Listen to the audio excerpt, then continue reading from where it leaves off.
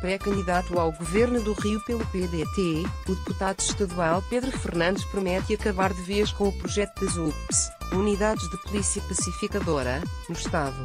Sua proposta é desfazer bases montadas em favelas e redirecionar o contingente policial para os batalhões, com o intuito de reforçar o policiamento ostensivo. A ideia é semelhante à que está em prática pelo atual Comando da Segurança Pública do Rio, que está sob intervenção federal desde o dia 16 de fevereiro. Fernandes afirma, porém, ser contra a intervenção federal e diz que o governo precisa investir menos em operações policiais e mais em inteligência e tecnologia para enfrentar a criminalidade. Os confrontos armados contra traficantes em zonas carentes, disse, não deve ser regra em um eventual governo seu, mas pontual, quando houver uma guerra entre facções, por exemplo. O pré-candidato ao governo do Rio de Janeiro, Pedro Fernandes, PDT, durante sabatina promovida por Folha, UOL, SBT, Bruna Prado /UOL/Folha Press. Fernandes diz ainda que deveria ser pensada a criação no Rio de uma força-tarefa nos moldes da Lava Jato para investigar crimes de traficantes e milicianos que atuam no Estado. É preciso investir em inteligência e tecnologia da polícia. É pela falta desses investimentos que o Rio não consegue detectar quem são os milicianos e nem consegue aumentar o percentual de elucidação de crimes, disse Fernandes, em sabatina na manhã desta sexta-feira, 15, promovida pela Folha, UOL e SBT. Quem foi o insano que disse que daria para colocar o PP em todas as favelas do Rio? O pré-candidato se referia ao ex-governador Sérgio Cabral, MDB, atualmente preso devido a condenações ocorridas no âmbito das investigações da Operação Lava Jato. Fernandes foi deputado estadual pelo MDB e participou como secretário das gestões de Cabral e Luís Fernando Pezão, MDB, e também das prefeituras de Cesar Maia, DEM, e mais recentemente de Marcelo Crivella, PRB.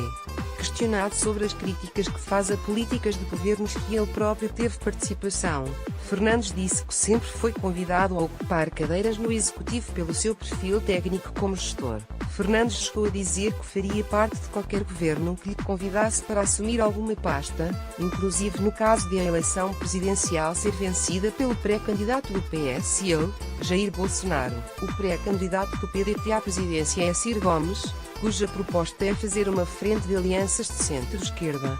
Fernandes disse que apesar da carreira no Legislativo, seu interesse por cargos no Executivo deriva do desejo de mudar algo.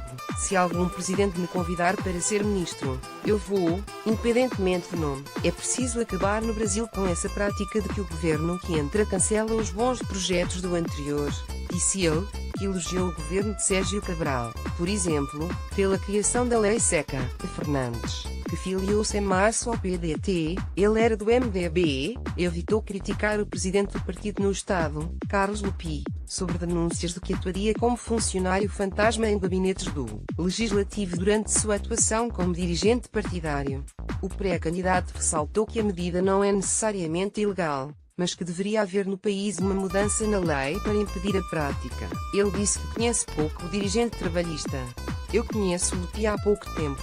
A única coisa que ele me pediu foi que eu fizesse um bom governo pelo Rio, disse. Fernandes evitou polemizar sobre fala recente de Ciro, de que a sociedade deveria fazer um boicote ao MDB, a ponto de o partido ser extinto pelo mecanismo democrático. O pré-candidato disse que o presidenciável foi mal interpretado, mas afirmou que não pretende governar com suspeitos de corrupção ou com réus já condenados em casos anteriores. Minha mãe, Rosa Fernandes, é vereadora pelo MDB, meu coordenador de campanha, também. Não estou preocupado com partido, estou preocupado com pessoas. É com elas que vou governar. Fernandes disse que imprimirá perfil técnico na gestão do Estado. Ele promete reduzir o gasto da máquina pública e ampliar a política de incentivos fiscais para empresas como forma de atrair investimento para o Estado. Ele criticou os pré-candidatos ao governo do Rio que demonizam os incentivos fiscais. O pré-candidato defendeu a realização de uma auditoria nos empreendimentos beneficiados pela medida em governos anteriores como forma de identificar possíveis fraudes. Ele disse que é preciso cobrar geração de empregos das empresas que já receberam incentivo. Sem incentivo fiscal, disse ele, é difícil atrair novas empresas e investimentos para o Rio, diante da má condição de logística e infraestrutura do Estado. Imaginar que as empresas vão se instalar no Rio por causa dos nossos bonitos olhos azuis não é razoável, disse. Fernandes disse ser contra as medidas de ajuste adotadas pelo Rio junto ao governo federal no processo de recuperação fiscal do Estado. Ele diz que a dívida está sendo empurrada com a barriga e que ela será impagável a partir de 2020. Entre as medidas criticadas está o teto do gasto público no Estado e a privatização da SEDAI, a empresa de águas e esgoto do Estado. O teto precisa ser revisto para o Rio voltar a fazer concurso público. Eu sou contra gastos desnecessários e mordomias, mas a SEDAI é a empresa que dá lucro, não tem por que vender, afirmou. Pré-candidatos ao governo do Rio de Janeiro.